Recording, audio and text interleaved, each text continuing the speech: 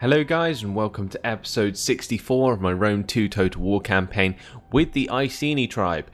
I am back after taking quite a break from Rome 2, and I think it will do me favours taking a little bit of a break because it was getting kind of repetitive, especially with the fact that my armies are so big now and they are just rampaging towards the victory condition. But I thought, well, I'm a pretty much a completionist, so I want to get this campaign finished and out the way. And if we look at the objectives, we can see that I currently only need to hold 26 more settlements. I need to sack 20, so it could be a little bit longer in order to get the military conditions completed. But either way, hopefully that won't be too much of an issue and I can continue to conquer the world throughout the campaign. Now, I have plenty of armies to move after taking Siracena in the last episode. So let's jump to the forces tab and have a look at what my men are doing. So we've got the burning men, they are at Camulodunum, of course, and the spear runners are going to have to sit in Solica to sort out the public order here and actually the rebellion that's going to occur next turn. Who else do we have? That's the spear runners. We got the consorts of Morrigan down south. They are moving from Ammonium, which is now happy and got positive public order per turn. And they are going to continue down, I assume, to help out the Woad warriors take Diospolis, or they could head across to Myos Hormos. But I'm not entirely sure which way they'll go just yet. I'll have a look at the other armies and I'll come back to them. Now, the Woad warriors can move this turn and can't attack Diospolis because they're in forced march stance. So if we set them to normal stance, can we hit Diospolis this turn? No, we cannot. So what I'm going to do, instead of driving my forces straight up to right next to the settlement, I'm going to keep them on the border, and this way any attrition that they have suffered will be replenished in the next turn. So knowing that they will be able to hit Diospolis, I may as well take the consorts of Morrigan round to attack Myos Hormos. So let's travel northward. Braux's Vanquishers staying in Olbia.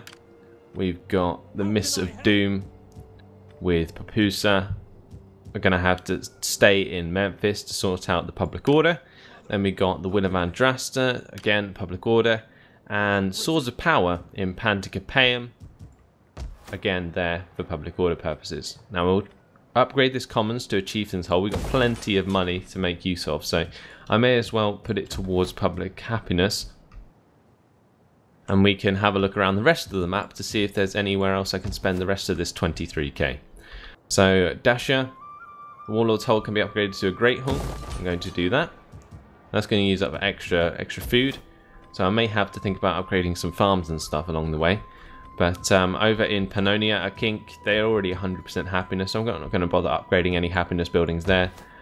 We can look at doing so here at Cascurgis, but nope.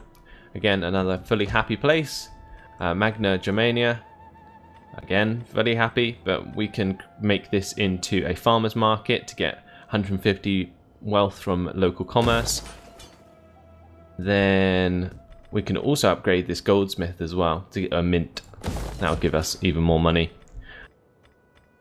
In Vesontio, we can upgrade the chieftain's hold to a warlord's hold because it's only at +6 happiness per turn at the moment, which, although it's at 100 overall, isn't that high. So if anything was to happen, I'd need to keep it as high as possible.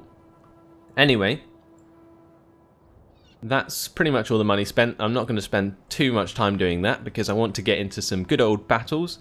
So let's go ahead and click the end turn button.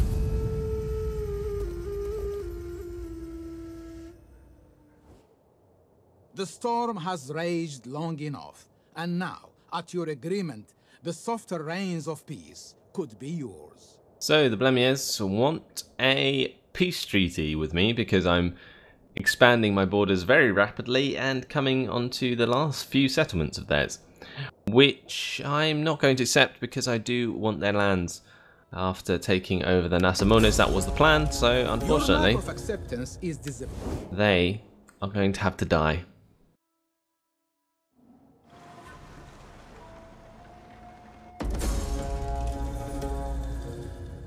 So the Blemiers has landed a army within my territory. Wonderful. And we have Solica with extreme unhappiness and rebellion has occurred.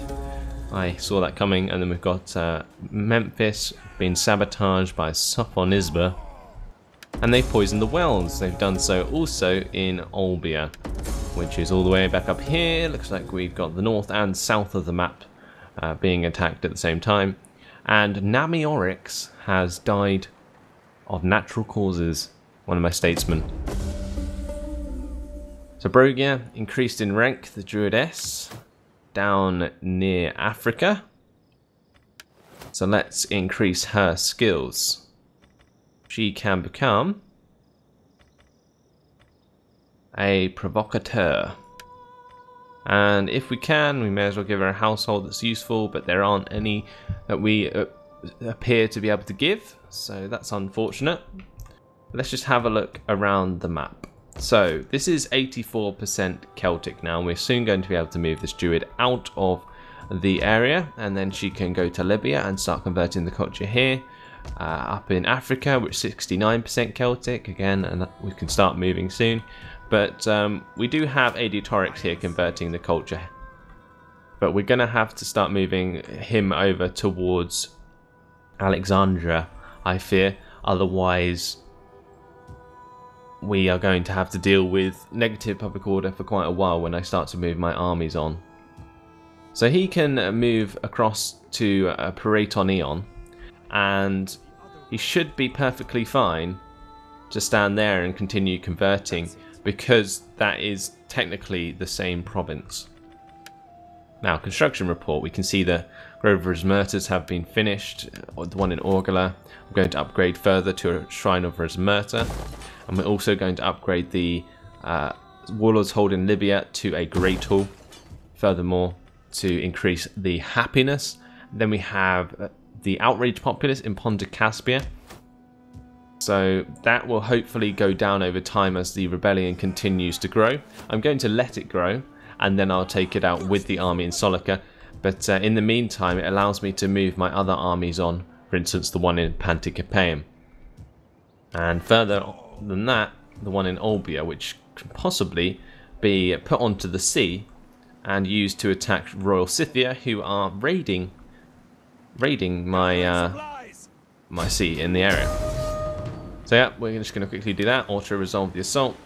Aggressive stance. Sink them. Job done. Faction destroyed. And back to Olbia. Brilliant. We didn't actually lose any men in that fight, which is good. So, Tanais, they've become mobile. They've got an army on the border near... Well, Tylis has become active. They've got armies on the border near my province of Ponta Caspia, which is not good. And they've also got a navy near Solica. So I'm not sure what they're trying to achieve here, but they are going to bump into some very big armies if they attack me. And technically they were going to die anyway. I've just got to check what sort of allies they have, and I may just declare war on them anyway. So let's go ahead and jump into the diplomacy screen. We can select Tylis from the list, and we currently have them as a defensive ally. Okay, I actually forgot about that. So they should not be attacking me anytime soon. I think that army may be coming to help against the rebels. That might be fair enough. Now, over on this side, we are at war with certain factions. There are nomadic rebels up here who we could go ahead and attack at Zamandor. I might actually do that. But before we do, I'm going to start moving around my scout. Now, my scout I'm going to use to kill this sage. Assassination with a concealed blade will hopefully make that happen. Yep, he's well and truly dead. Then we're going to get Adiatorix to continue through the lands of the Bithynians, but we're going to head down and see who owns this, which is actually the Seleucids. We got Abigatos, who can try and take out the enemy spy, or scout in this case, with assassination, concealed blade. Enemy wounded, that's good. He will increase in rank from that, which is even better. And then we can allow him to increase his cunning, which I'm going to do here. Plus 5% chance of evading enemy agents. Cool. Now, Anauni, still converting. Adiatorix, obviously still converting, although I'm going to have to set him to administration. Cladeos, heading down from Tur. I'm actually going to put him on the border. We'll set him to administration. Brogia is already set on administration. The Iron Winds in Carthage. They possibly can recruit better ships now. So let's see what we can do about hiring boats.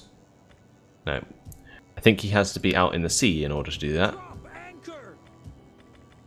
Actually, it's because he's in double time stance. So we have access to missile raiders, which I'm going to recruit a few of.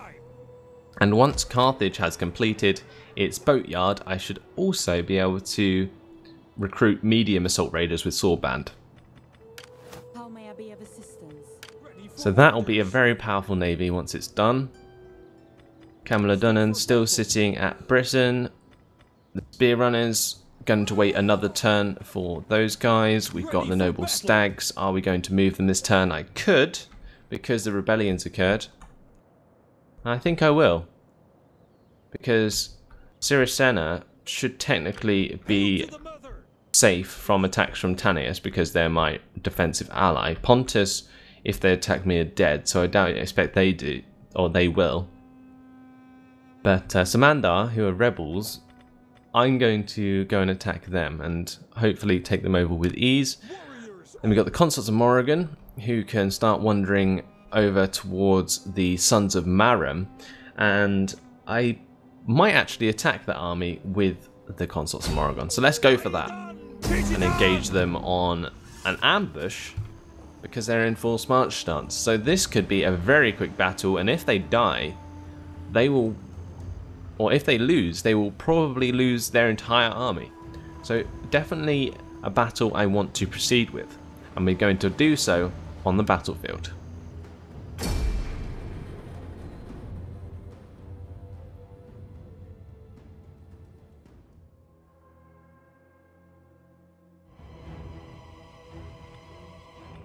Well, that army is going to be extremely close to mine, so let's spread out and hit them from both sides. There's plenty of archers to kill, which I will assign my levy freeman to do.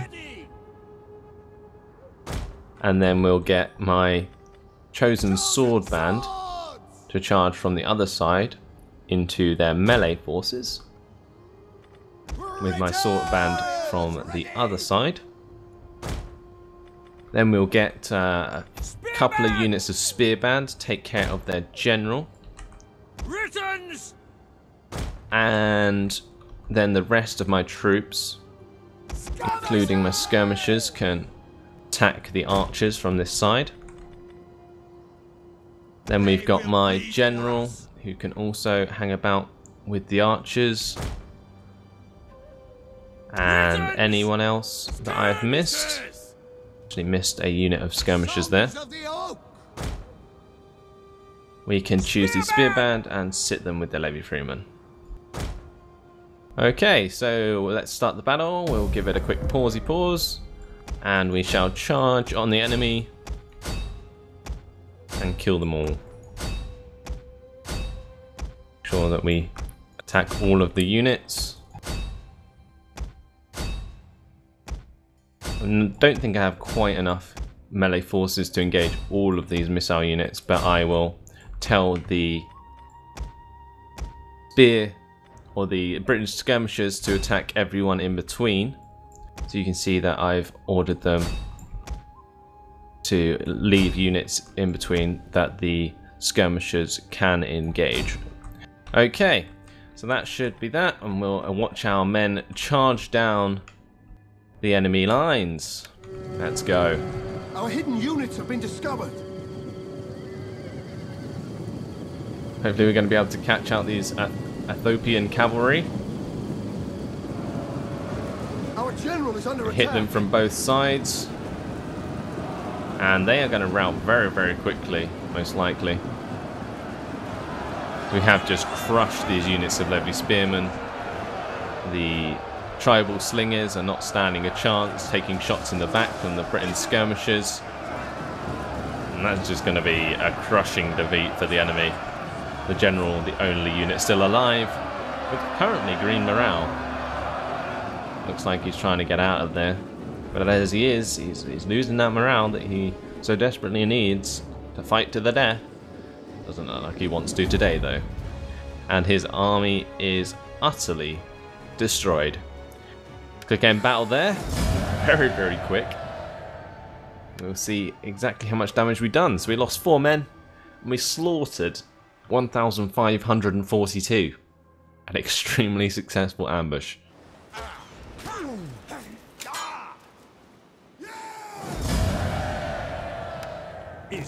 Victory. The army didn't quite die, so I may in fact chase them down if I can. I don't have enough movement points to do so. The general has increased in rank though, so I will increase his warrior trait possibly, or maybe even his soldier trait, so that he gets plus 20% charge bonus for his army. That is ridiculous. And an extra 4% melee attack skill and plus 4% shots per minute. That's really nice. I'm actually going to improve that.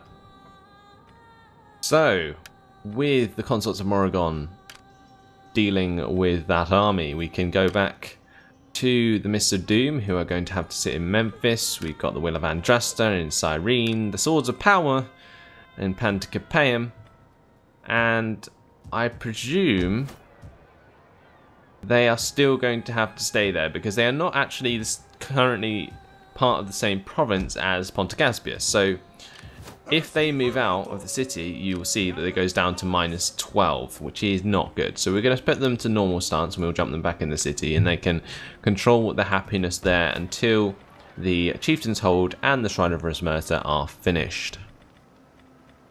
So that was the Swords of Power, and finally the Woad Warriors can hit Diospolis this turn. We're going to do just that, and it's going to be pretty easy, but we're going to jump in, fight it on the battle map anyway.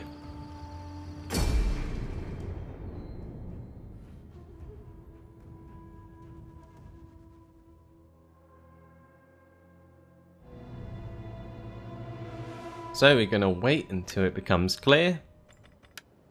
We shall attack with the masses on an open field because they sallied forth to attack me. So let's get my sword band up in the middle. We shall choose to put our chosen spear band on the flank with our sword band who can sit behind.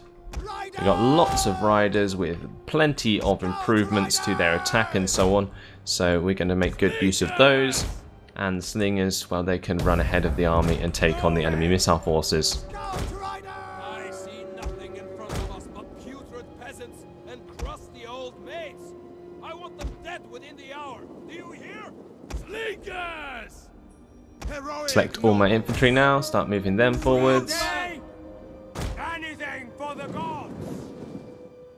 Here we go. Speed it up. Make sure my men get into position without wearing themselves out. Slingers can do so because they are light units, so they can run quite a distance, but all these dudes with heavy armor, don't want them to necessarily slow them or make them lose morale early on because they run out of breath. That would be a bit silly. Alright, let's give these slingers targets. Can engage them from a much longer range than the javelins can engage my slingers.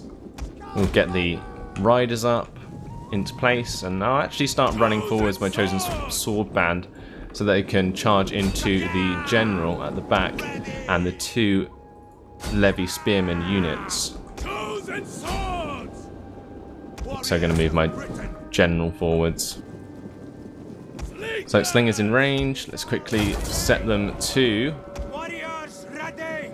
a quick reload. Skirmishes!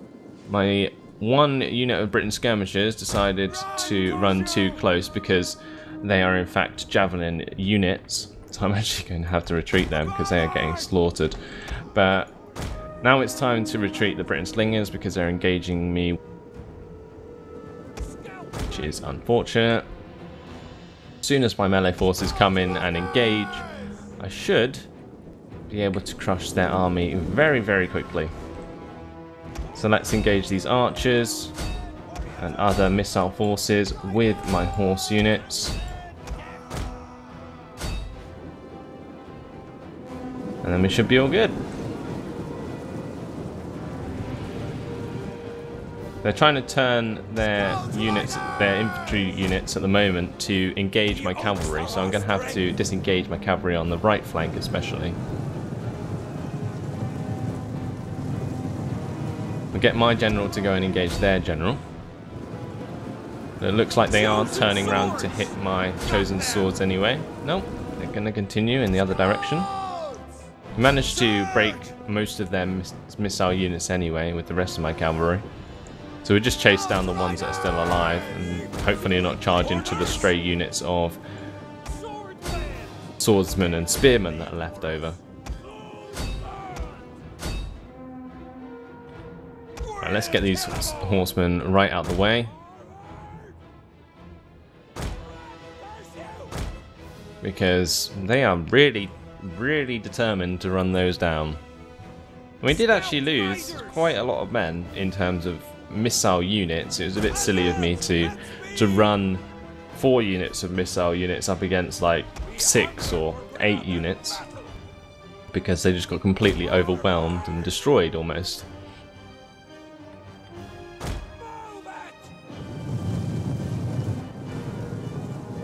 Trying to make sure at the moment that I can get my cavalry out of the way, although they are taking missile fire from the swordsmen due to their throwing javelins that they fire before they engage. Chosen swords! Let's go!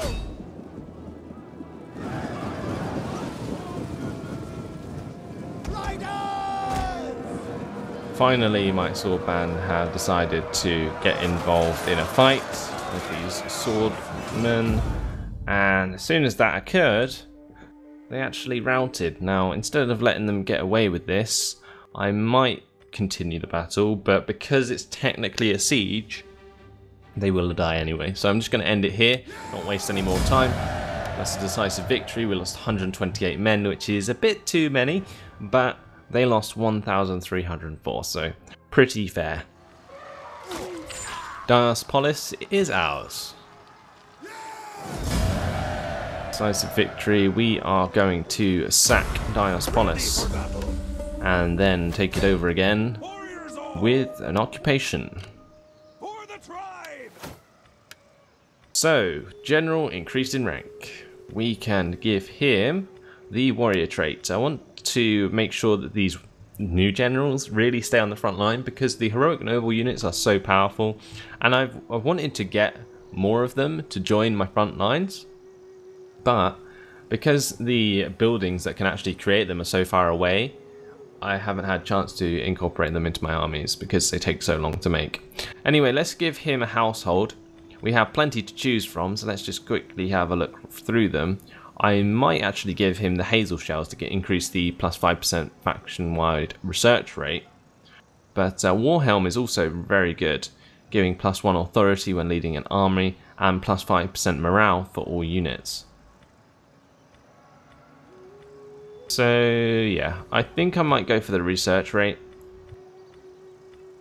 and then we can continue growing our research rate for technology, which is currently 214% and will increase to 219% next turn. And that will allow us to get to land and community laws sooner, which will improve our public order overall, and that will allow me to continue my armies quicker onto the occupation of the rest of the world. But that is the last army I'm going to be able to command this turn to attack anywhere in particular. So let's go ahead and click that end turn button.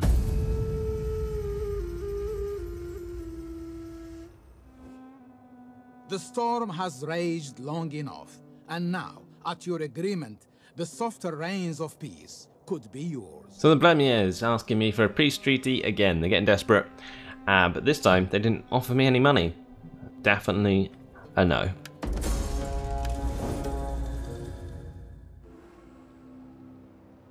So here we are. Population surplus in Celtica.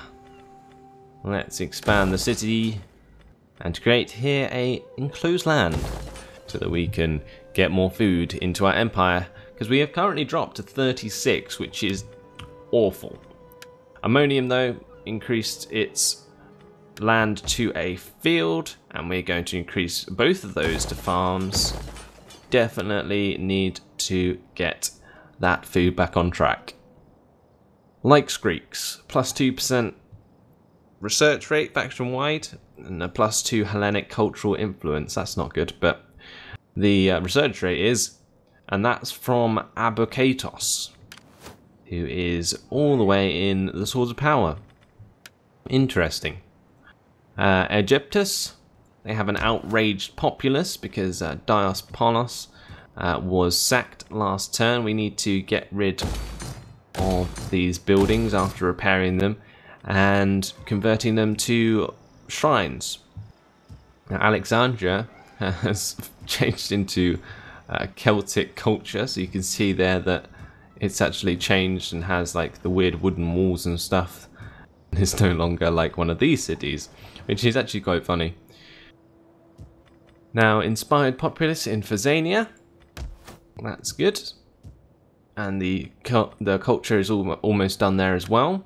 We got Ponta Caspia with unhappy populace, and that's slowly getting better because of the rebel army. Now, Tylis actually hit the rebel army with their War Maiden last turn, which was pretty funny, especially considering I thought they were going to declare war on me on the last turn. Then Dacia, troubled populace. That's going to continue to increase. Then we've got motivated populace in Africa. Let's increase the farms here. Motivated populace in Celtica. Then we've got the shipwrights report for the missile raiders being finished for the Iron Winds. Let's create some more for them. Then I think next turn, actually no, 2 more turns, I'll be able to get some medium assault raiders.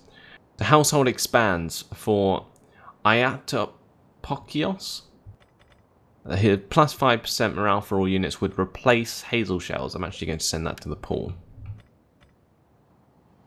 That is everything in terms of event messages completed for this turn. I'm not going to start moving any of the units or anything. I'm actually going to leave that for the next episode because unfortunately this has been my time. So hopefully you guys have enjoyed this one. We got a couple of battles in. Second one not being very fair at all, but still had to be done. Thanks for watching. Hope you enjoyed it, and I'll see you in the next episode. Goodbye.